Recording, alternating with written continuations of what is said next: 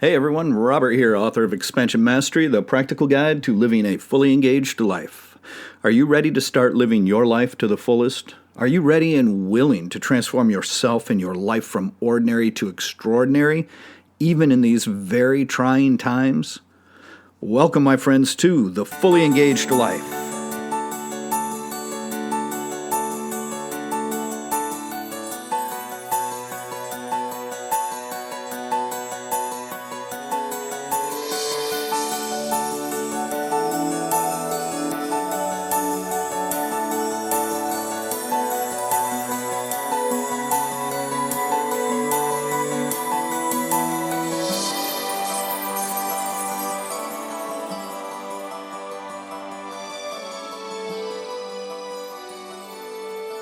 Welcome back to the show, my friends.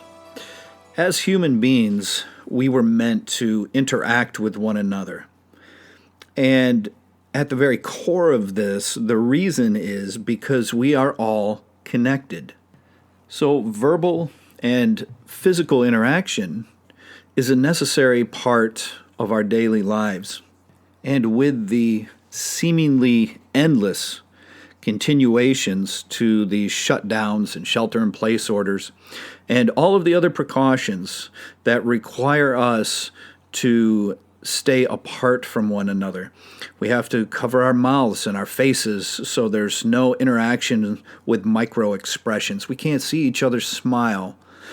Staying 6 feet or 8 feet or 10 feet apart, whatever it is this week, and making sure that we don't get close enough to interact. See, that's keeping our electromagnetic fields separated from each other.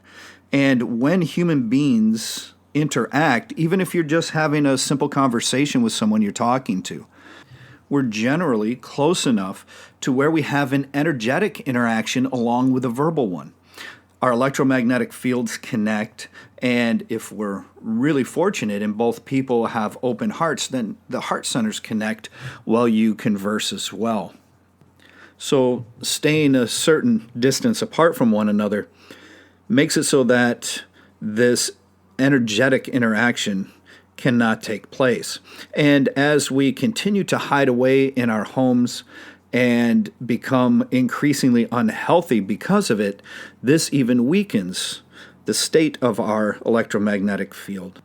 And then, of course, shaking hands, hugging, and other forms of physical interaction are strictly forbidden right now.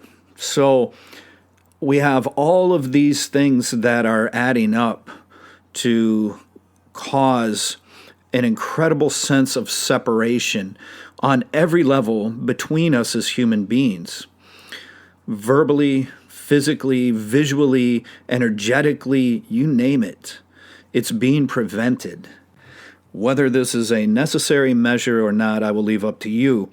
But nevertheless, this is the effect that is happening. And this is what we're going to address today on the show, because one of the things that my wife and I were discussing last night is that we're seeing an increasing amount of retreating into the mind. Let me explain what I mean by this.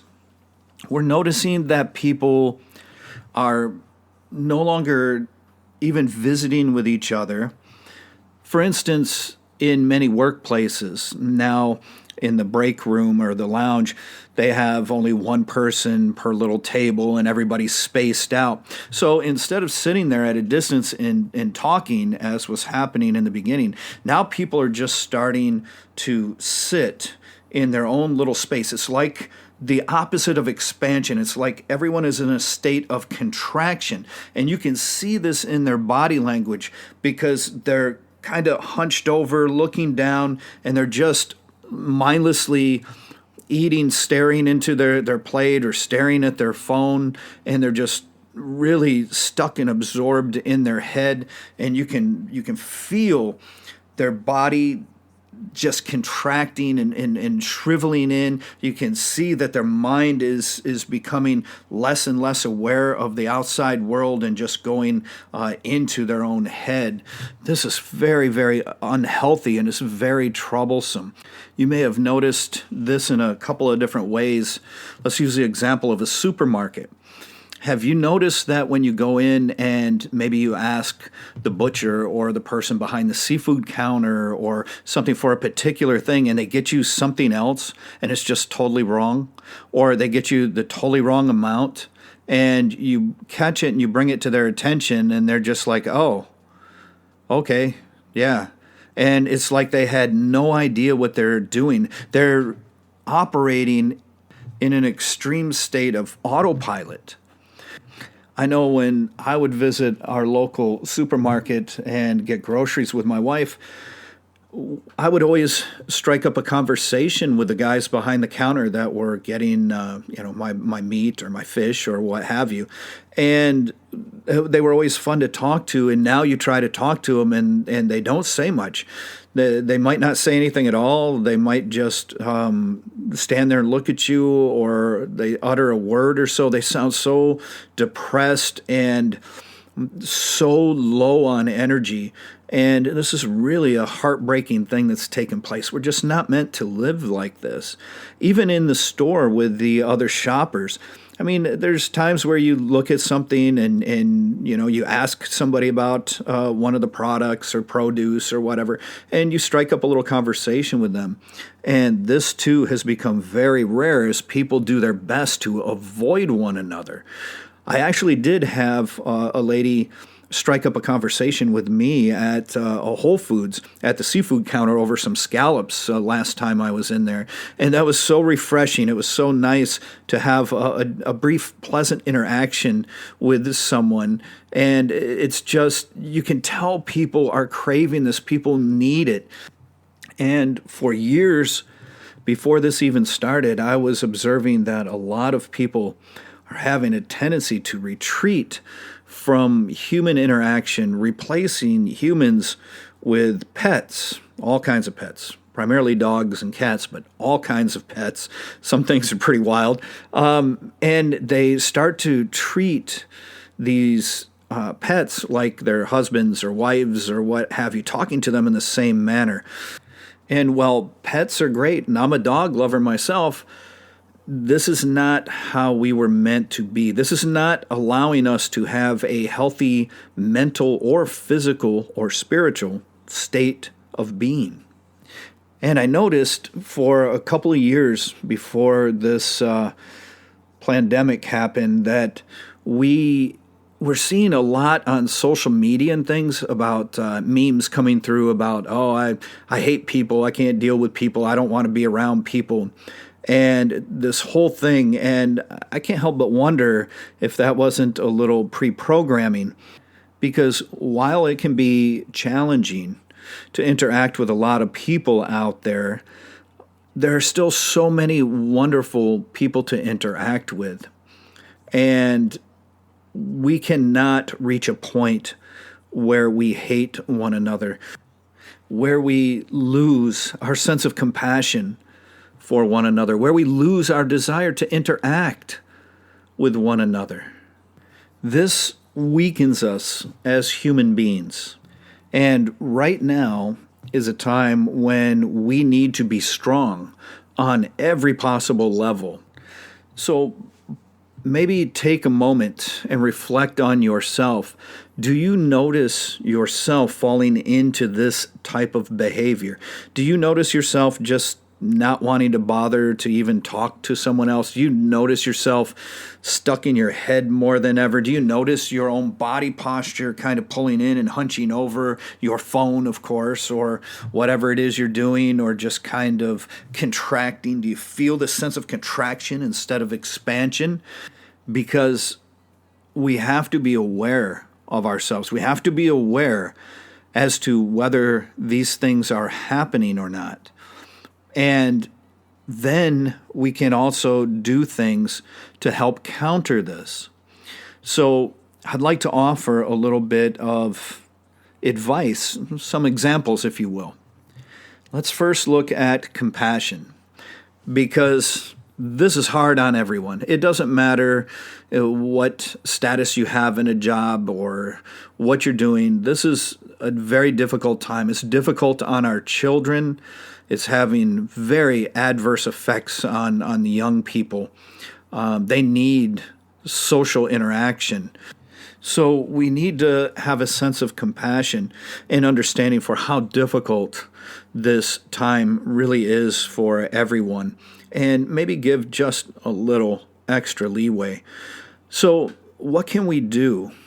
Well, how about starting with something easy, like every day when you're at work, find something to compliment someone on.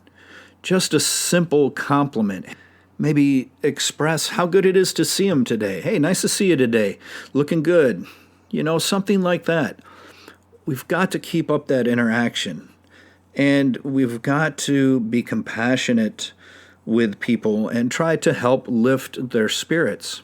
And we all know what that means, right? To lift someone's spirits means to raise their vibrational frequency. Share a little appreciation. This is one of the most compassionate acts that we can do, is to share a little appreciation for someone. You can do this in the workplace. You can do this if you go to the grocery store. You can do this in your neighborhood. If you happen to be on a video conference and it's appropriate, you can even say, hey, it's good to see your smile. I haven't seen that in so long because of the masks.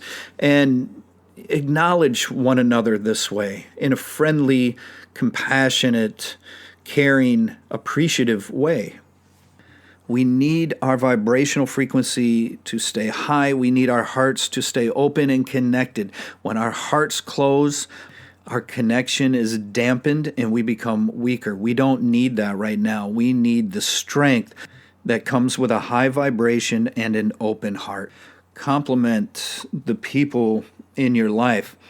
I know my wife has many employees under her, and she's giving out thank you cards, and we are actually, out of our own pocket, going to buy them a meal as a way to say, thanks, especially because these are nurses that are on the front lines every day. And even with my martial arts students and my clients, do the same thing. I thank them for hanging in there. I thank them for having the strength to keep training, to keep pressing on, to keep engaging the practices, and not allow their minds to weaken and submit to what is happening right now. If you go out to a local restaurant, let the people know how great it is to see them again. If you can afford it, leave them a little extra tip. If not, that's fine. At least give them some appreciation. Tell them how much you appreciate the fact that their business is there. That means so much for a business. When they know their community is rallying with them, it means the world, and it gives them the fuel to keep going.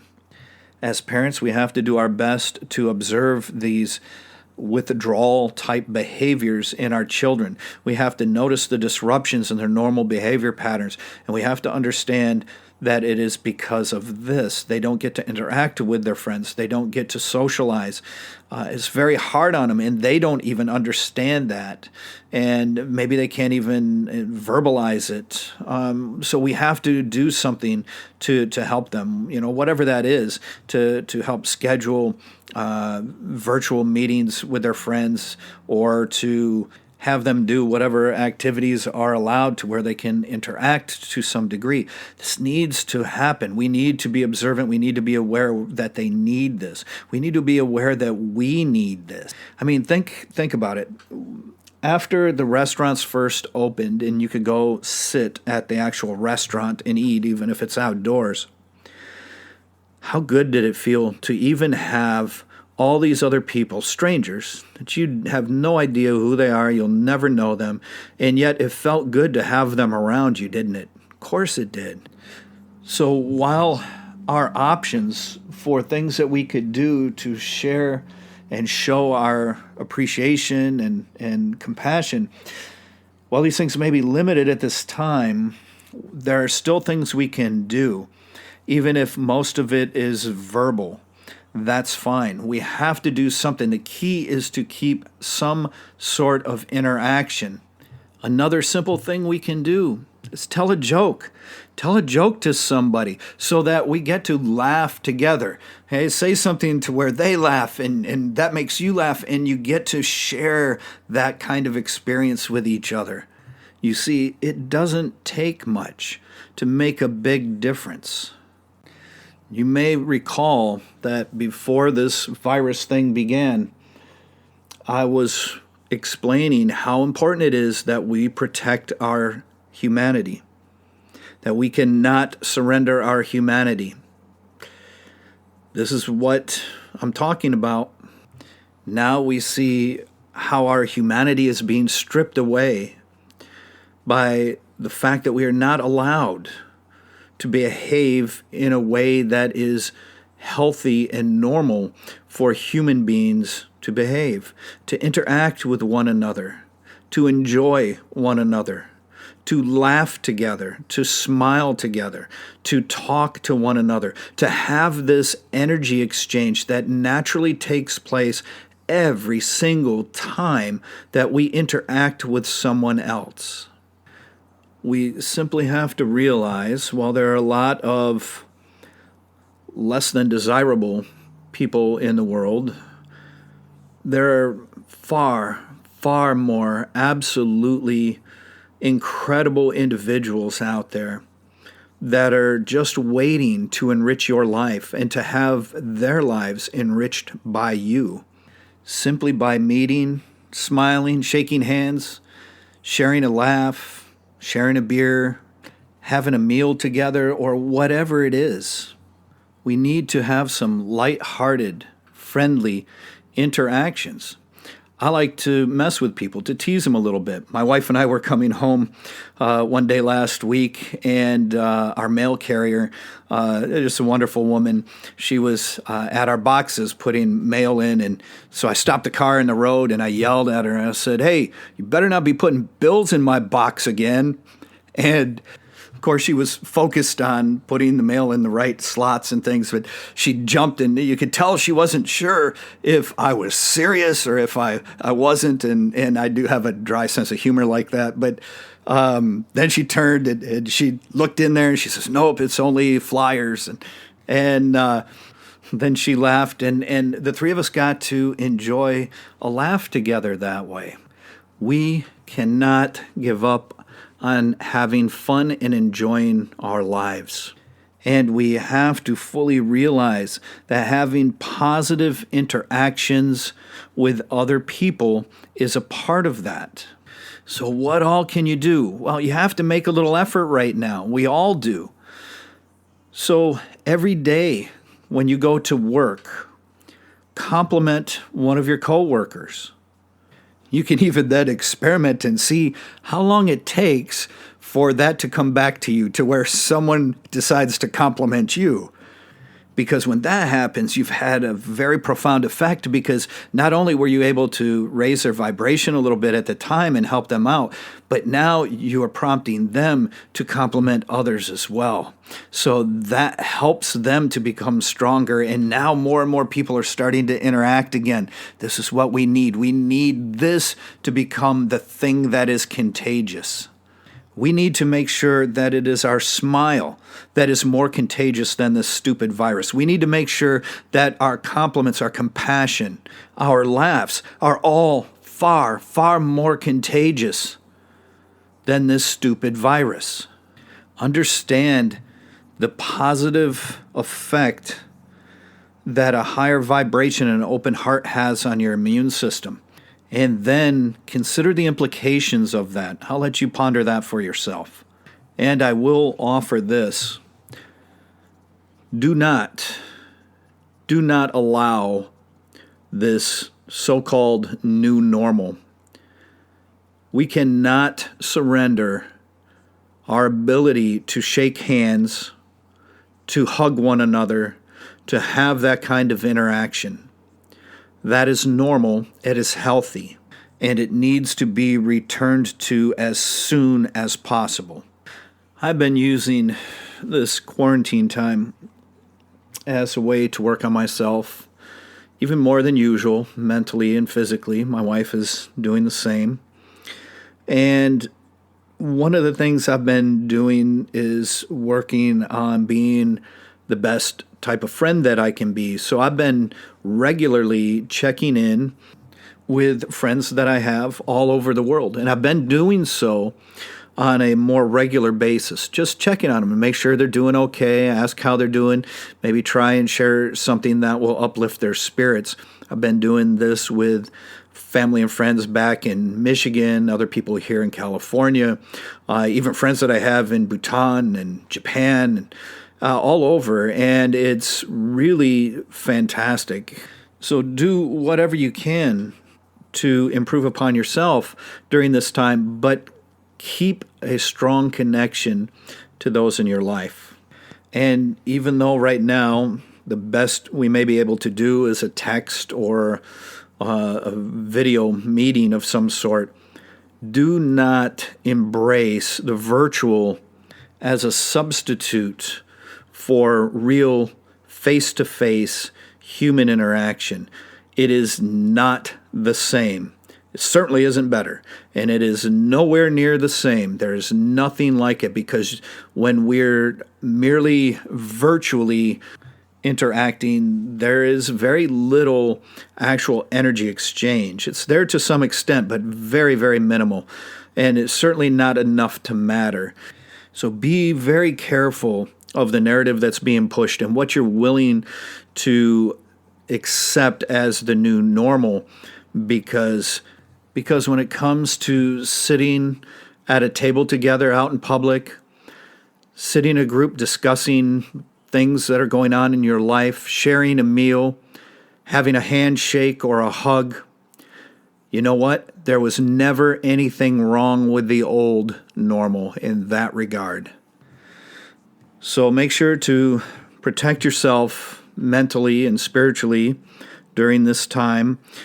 Protect your children. Make sure that they're okay, because this is weighing heavily on everybody, and I've watched it happen in increments, and just over the past week or even week and a half, we've noticed through our observations that this is getting worse. So we have to help one another. We have to protect one another. We have to look out for the children. We have to look out for our coworkers, our friends, our family, our neighbors, and do our best to offer compassion and appreciation. Don't give up. Never give up. Don't give up on yourself. Don't give up on your life. And don't give up on others. For we are all deeply connected. So it's very important to be mindful now. Watch for symptoms. Watch for this where you notice you just don't want to mess with somebody. Maybe you don't even want to listen to them talk much. Maybe you find yourself not listening to them when they do talk, feeling withdrawn, feeling the sense of contraction, an increase in anger, outbursts, irritation, even depression. These are all symptoms from this forced social distancing that we want to watch for. Watch for it in ourselves, watch for it in our children, watch for it in others, and try to help those suffering from these symptoms. Remember that our purest state is love, and we can never surrender that. For in so doing, we will lose our humanity.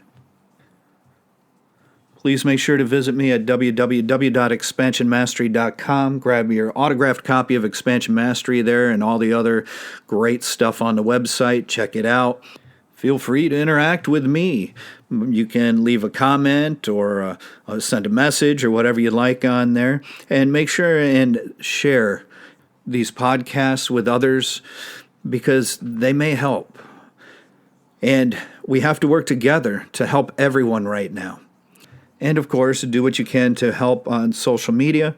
All of the subscriptions and likes and comments and things always help us out greatly. I read every single thing, and I appreciate every one of them. I appreciate every one of you. Until next time, my friends, stay strong. And as always, I wish you the very best in your practices and your life. Take care.